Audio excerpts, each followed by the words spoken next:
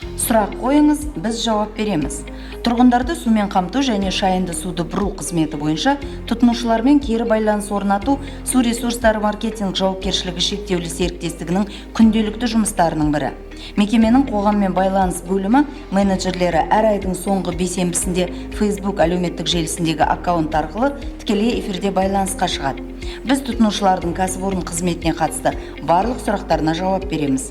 Қазан айында тікелей эфирде қоғаммен байланыс бөлімінің менеджерлері әлеуметтік желілер мен мессенджерлер арқылы жиі қойылатын сұрақтарға жауап берді.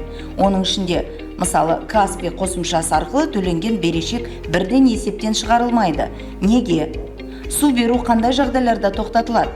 Су құбырларында ақау пайда болып, көп мөлшерде су аққан кезде не істеуіміз керек деген сұрақтар бар. Тікелей эфирдің толық нұсқасын кәсіпорынның Facebook әлеуметтік желісіндегі ашық аккаунтынан көре аласыздар. Су ресурстары маркетинг жауапкершілігі шектеулі серіктестігі Шымкент тұрғындарынан телефон байланысы, электронды пошта, әлеуметтік желі және WhatsApp арқылы түсетін барлық өтініш сауалдарын жіті қарастырады.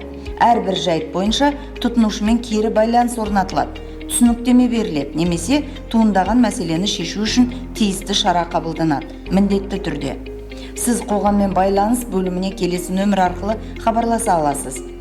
8-758-758-11-11 WhatsApp желісі де жұмыс істейді.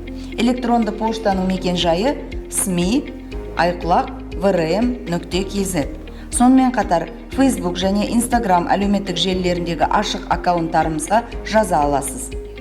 Су құбыры мен кәріз желілерінде проблемалар туындаса, 8-708-110-21-21 WhatsApp нөмірі арқылы су ресурстары маркетинг жауапкершілігі шектеулі серіктестігінің орталық диспетчерлік қызметіне хабарласуыңыз керек.